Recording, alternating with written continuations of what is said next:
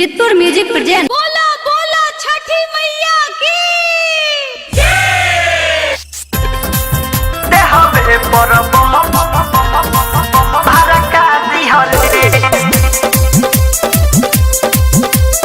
Music by Vikesh भोजपुरिया।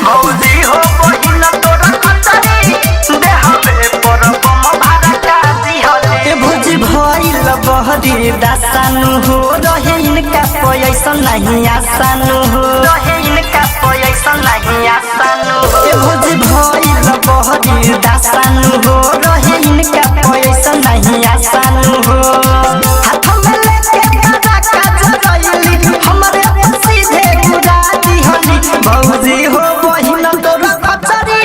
देहबे परब म भड़का दिहली भौजी हो बहिन तोर कचरी देहबे परब म भड़का दिहली देहबे परब म भड़का दिहली भड़का दिहली भौजी हो बहिन तोर कचरी देहबे परब म भड़का दिहली खड़ा रही हम नया नया पेनी अपन पराका सारा नहीं के देनी अपन पराका सारा नहीं के देनी सिहरे सारा रे बदनिया भौजी बारा पर पराता आवया तरा से हक दोना देना रहल नहीं जाता पूरा बात रहिले हमारा बड़का सहजादी होली भौजी हो बहिन तोर कचरी देहबे परब म भड़का दिहली भौजी हो बहिन तोर कचरी देहबे परब म भड़का दिहली देहबे परब म भड़का दिहली भड़का दिहली भौजी हो बहिन तोर कचरी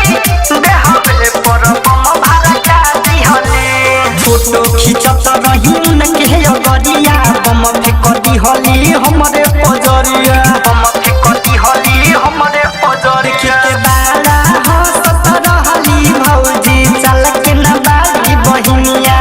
राइट रवि कंत पीसू दीवाना देखले बा कहनिया